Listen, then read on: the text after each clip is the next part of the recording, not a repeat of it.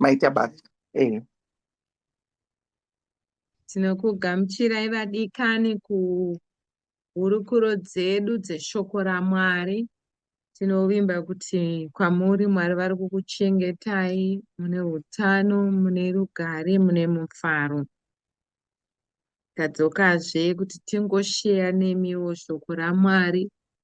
Tinenge tangoonawo mushoko ravo chinenge changokuitawo kuti ungovawo painterest kuti ngatimbosheyawo nehama dzangu nesuwo tichidzidzawo pamwe chete nemi.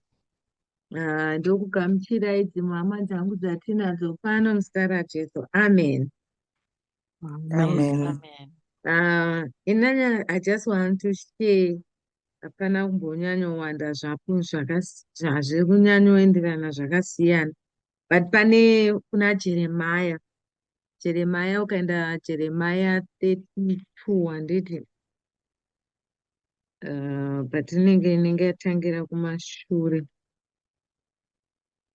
Anyway, tikaverenga ningirini yachona, yes, mapaonaka. Pakanzi Jeremiah 32 pakataurwa kunzi King Zedekiah had put him there asking why he kept giving this prophecy. Uyu akamusunga kuti uri kutaurirei zvakadaro. Akamusunga kuti uri kutaurirei chiprofita chakadaro. Exactly. Then panoita waya anozonga achinyepera vanhu achiprofita achanzi after 2 days Mwari vachasunungura Israeri kudii. And then pane panotonzi Jeremiah nayewo anoti amen. So ukazoona uzoenda pamberi Jehovha vanozotaura kuna Jeremiah vachiti handina kumbotaurira munhu mashoko iwawo, enda kwaari unonomutaurira kuti nokuda kwokuti wakataura mashoko akadai ekunyepa kuchaitwa zvakati nezvakati. So inini what I just learned as I was reading that part ndeyekuti sometimes we need confirmation yeshoko raMwari. We must seek confirmation yeshoko raMwari. Because pakawanda ukazoda kutotasa ndaitaro kune mwana wangu ndichimuverengera that part ndikamuti ukatarisa apa unoona kuti sevanhu tinoda sei kuprofitwa chiprofita nevanhu, especially kana muri muchechi, kana pakauya mafundisi aya anoita zvekunongedzera kuti mimi mainhingimi Mwari vari kuti zvakati, kana kuti uyu akati ngauye ndimunamatire, iwewo wasiwa, iwewo mwoyo wako unozokubatikana singaite kuti saka Mwari havasi kundionawo here, zvandinenge ndiri kana ndiri pamberi apa ndiri kunyengetera chaizvo nomwoyo. Saka zvakamira zvakadaro, not to say kuti vanhu vese vanodaro vanenge vachitaura nema, but pane chimwe chiprofita chekuti unogona kuudzwa ukatotenda kuti zviro kwazvo ndimwari ava, asi vasiri Mwari, vanhu vachitaura zvemusoro wavo. Ndo zvinotaura Jehovha ukaverenga especially ipapa from Jeremiah kunana Jeremiah 30 uchidzika kudai, vanhu maprofita anenge achiprofita nhema dzega dzega zvisina kumbobva kuna Mwari. Unozonzwa mutongo unotongerwa vanhu vaye kuti nekuda kwokuti makanyepa zvakati nezvakati zvichaitika kwamuri, muchiparadzwa ari maprofita aya. Saka dai Mwari vakangotibatsirawo, tava nediscernment spirit, because I believe kuti mweya wekunzvera chaiyo, it's one of the 7 spirits handiti dzinoshumirwa kuti mutendi wega wega ange ainazo. That is what I just want to share inini hangu ipapo, kuti ngatitsvagei mweya wekunzvera zvikuru sei, kuti patinoudzwa shoko kana zvinonzi Mwari vati zvakati, Mwariwo mauri ngavange vataurawo newe shoko waziva, uye ugone kunzvera kuti mweya uri kutaurawo ndezvaMwari here izvi kana kuti dzingori nyambo dzevanhu.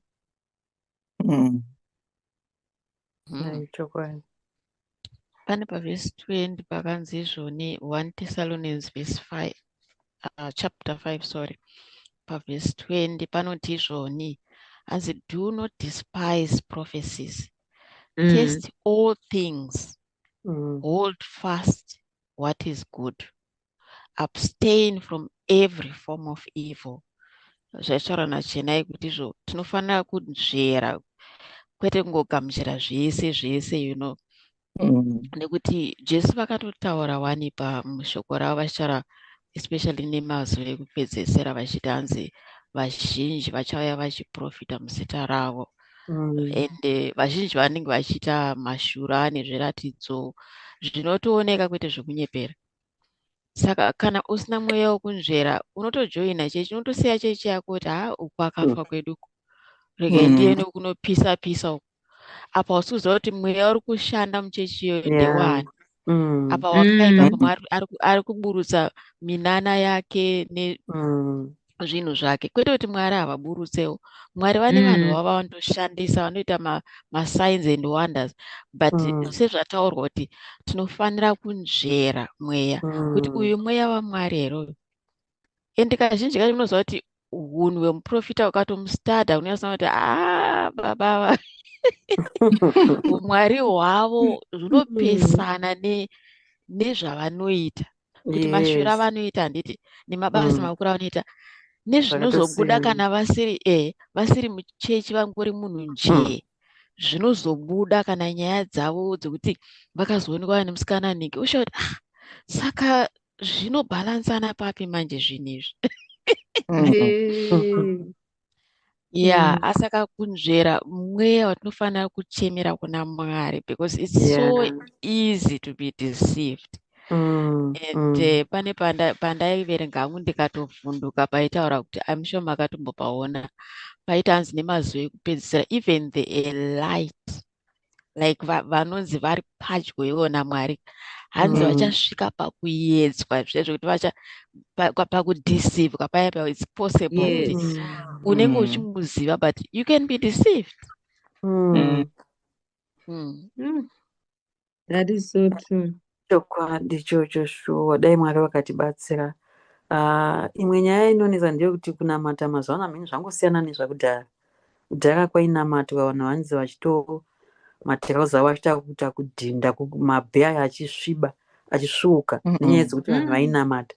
Iye zvinezvi nyaya dzekuti munhu anongo hamina akazouya nenyaya yekungoti vanhu vanonamata wakamira ukasvinura unenge uchifunga nyaya dzako zvako. Saka kuti uzonyatso kuti uzowana mweya wekunzvera wachonaka unotinetsei, bhozi wakamira ukuona zvese hameno zvasiyana nezvaitwa kudhara. Vadikani kwaipfugama paya panzi pfugama mabvi namagokora, munhu woisa musoro pasi wonamata. Handisi kuti zvakaipa hazvo zvokumira, ndingoti zvakati siyanei. Saka kunzvera kwacho kunotinetsei. Saka ukangoona zvataurwa nesidhokini zvazvaya kuti kwaita mashora nezviratidzo, munhu ndiko anomhanyira ikoko. Kwokutosiya kundo kuna Mwari wacho, kwokumhanya ndokusina.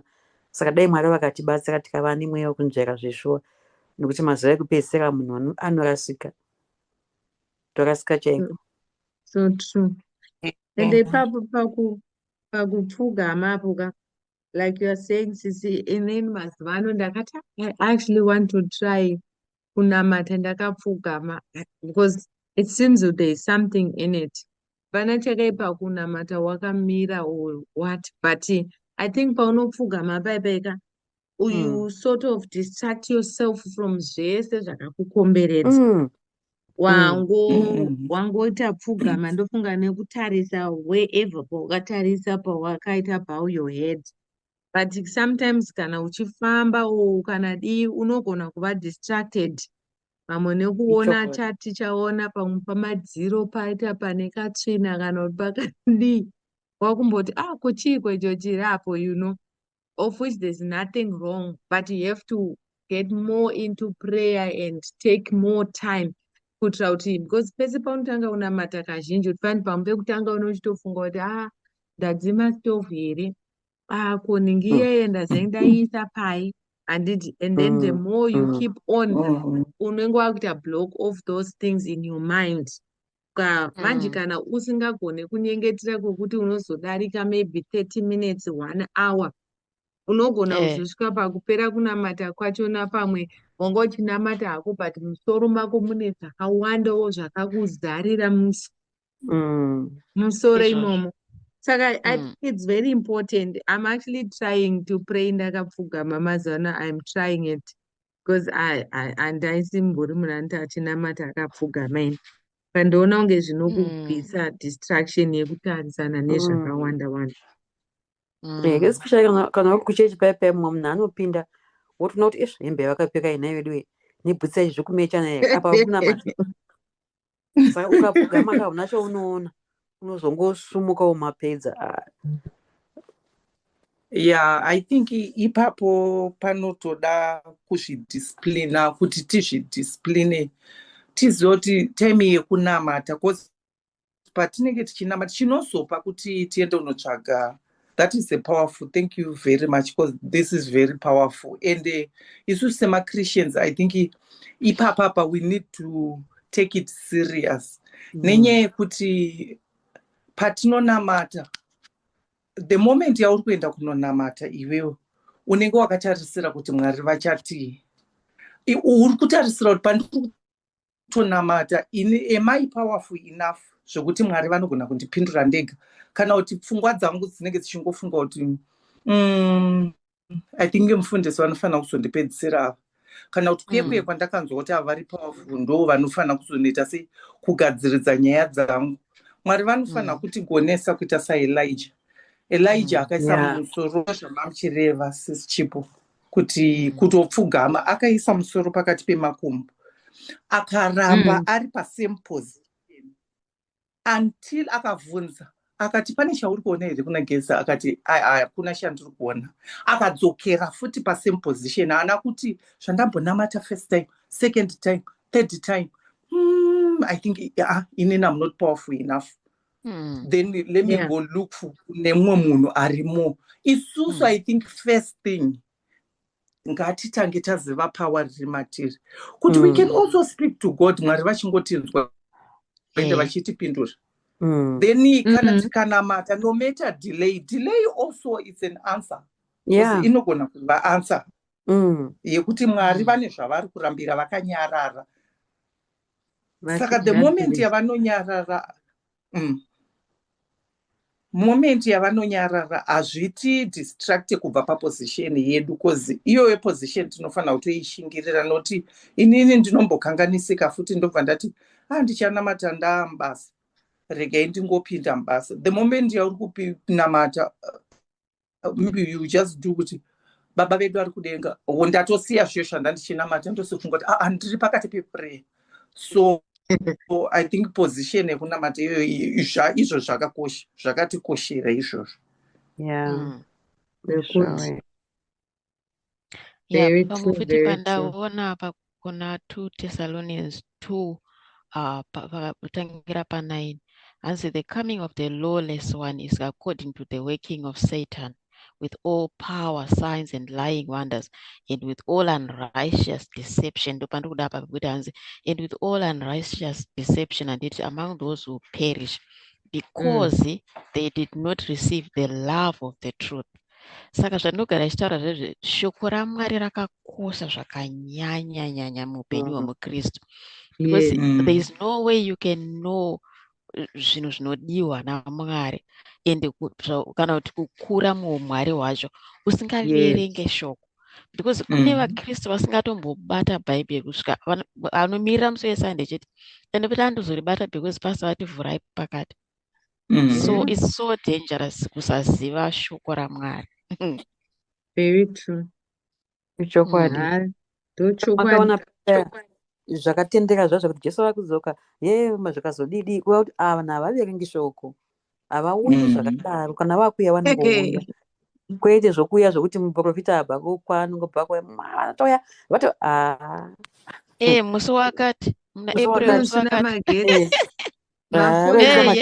makendo aiwa.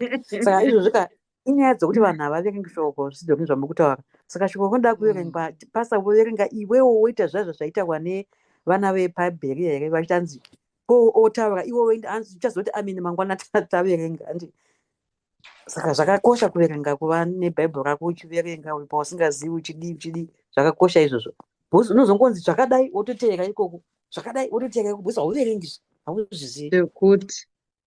That is so true.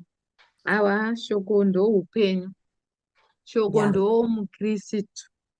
But ndohandaona Sidhori ndodai zvaibvira kumachechi taingoendeswa kuchechi tichinoita Bible study, kuti tiri kuverenga kuna Genesis mwedzi uno unoteera pakati toverenga shoko topedza bhaibheri kubva kwokutanga kusvika kwokupedzisira tese, nekuti once waziva sho pane mamwe mascriptures arimo momo unotoziva kuti mascriptures haarimo.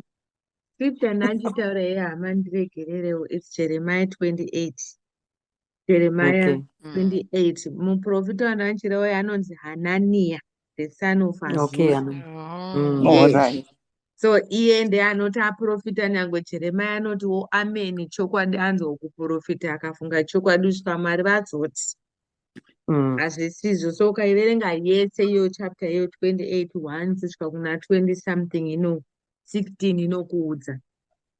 Ndaikaosanganawo neimwe shoko riri kuna Isaiah, ndaitoti muna Sidhori makamborinzwa here, hanzi Isaiah 55. Vadikani rinoti hanzi I'm just emphasizing on kuverenga shoko raMwari. Mutenge mahara. Yes. Hanzi, "Woe, everyone that thirsteth, come ye to the waters, and he that has no money, come ye buy and eat. Come buy wine and milk without money and without price." Saka uona kuti paunochishayipa ipe kuti handitomborina mufunge handakanasenda handakana chekupa vana kana chii. Titori nemavhesi amai mwana ekuti Mwari vanototi invite kuti uyai kwavari, ndokwamunogona kutenga mudye, vototi mudye zvakanaka. Muri kunzwa here? Ndo panozouya mascriptures aya that mavhesi aya ukazoramba uchiverenga that chapter yo 55 ndo inozotaura kuti mvura inoburukira pasi ichinakisa nyika. Shoko rangu kana ndarituma haridzokere kwandiri risina kuita zvandarituma. Ndo pairi vhesi iyoyo pachapter ipapapa. But kazhinji ini ndaingoziva vhesi iyoyo yekuti shoko rangu kana ndaritaura haridzokere kumashure. Ndo rinotaura futi even nekuti nzira dzangu hadzina kufanana nedzenyu. That chapter iyoyo inotaura izvozvo. But kana tisingaverenge shoko, sometimes we know scriptures nekuti ashumirwa kuchechi, or maybe taziva mascripture pamwe angosheyiwa tikarinzwawo, but iwawo unambobvira wakaenda kunoverenga pane mudzi weshoko iroro umbonyatsonzwa kuti Mwari vari kutii, because une zvimwe zvauri kuzvishotesa zviri pamberi kana kuti zviri kumashure kwethat verse. Saka dai Mwari vakangotibatsira to read the word, like commit ourselves to reading the word.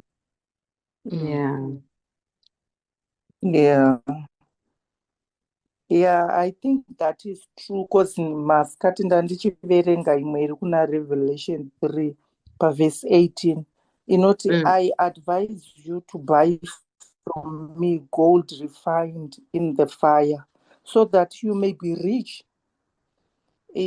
Mukuona kuti tinogona kutsvaga kupfu.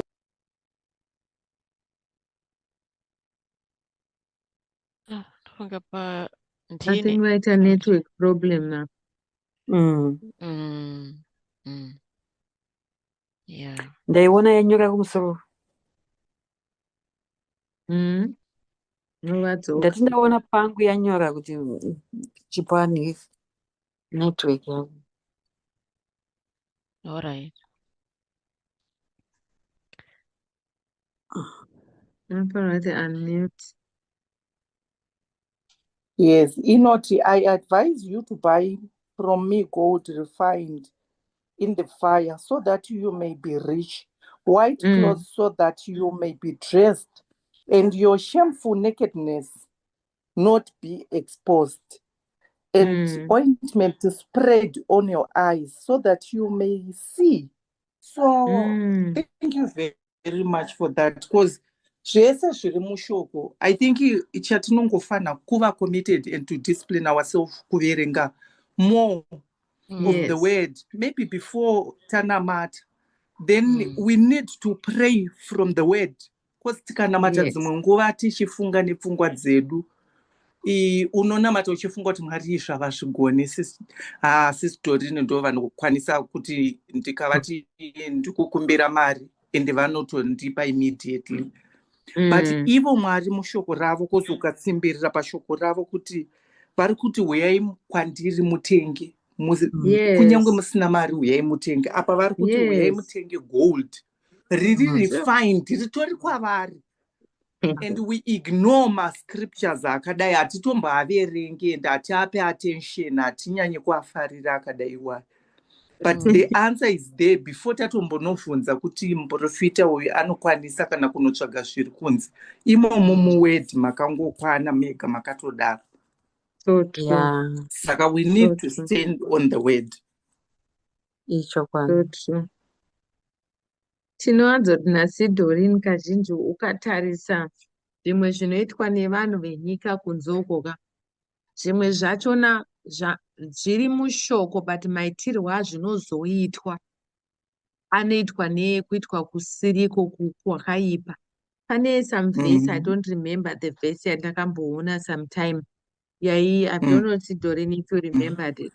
Yainzi varasirire mombe nechichi zviende kupiko wewe zvichinochenesa chii. That was kuna numbers kuya. Yes. Zvipiriso. Yes, zvipiriso zvaiitwa mubhaibheri izvozvo zvaifanirwa kunochenesa chii. Ukada kuzozvitarisa zvinhu izvozvo zvinoitwa nevanhu vanoita zvechivanhu, but maitiro avanozozviita zvinoitwa zvinizvo. Unoona zvinonzi mombe inorasirirwa ichinzi ndichena iwe, kudzungaira kuri kuita mbudzi iyo ine kuneseka ndo zvaite upenyu hwachenai. Andi muri kuona?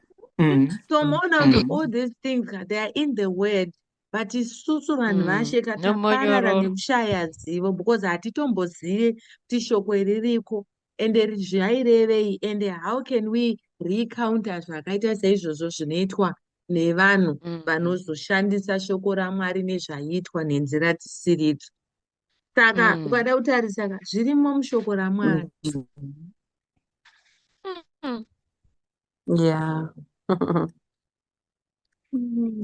And pane anogara achingotaura kuti ndakazvinzwa kakawanda kuti zvinhu zvese zvinoitwa naSatani akakopa zvinoitwa naMwari, anozongomonyorora chete zvine zvakuitwa nenzira yehuipi zvamonyororwa asina runako rwacho, kana kuti kunhuhwira kunofanira kunge kuripo kuya kuyaka kunenge kusisipo.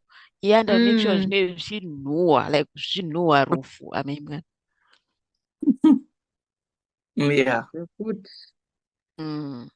Saka ende ipapo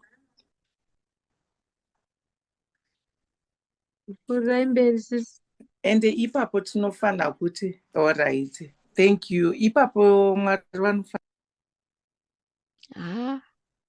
network ine majealous.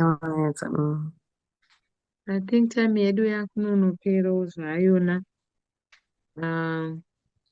Sidhori kana Sichipo munogona kutovharira vadzoka. Okay, vakamute. Ask you to unmute.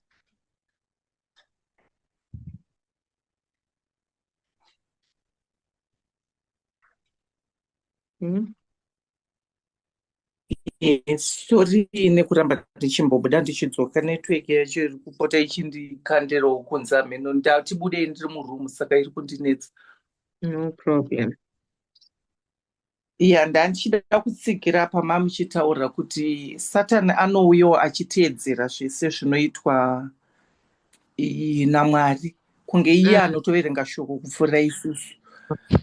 Isusu tine kachalenji mbichana kekuti tinonyanya kubhilivha zvinonyanya kuitwa naSatani kuti handizvo chokwadi zvinoshanda. Izvi akaita so vakandikesa, aiwa zvinotobata zvoshuwa iyi kesi itori pandiri kupfuura kupfuura zvakataurwa mushoko. Iye akatakura kutukwa kwedu. Kozi mambo Jesu vakanzi vakaroverwa padanda. Akaroverwa padanda akatukwa. So ivo pavakaroverwa padanda, it was a symbol yekutakura macases edu.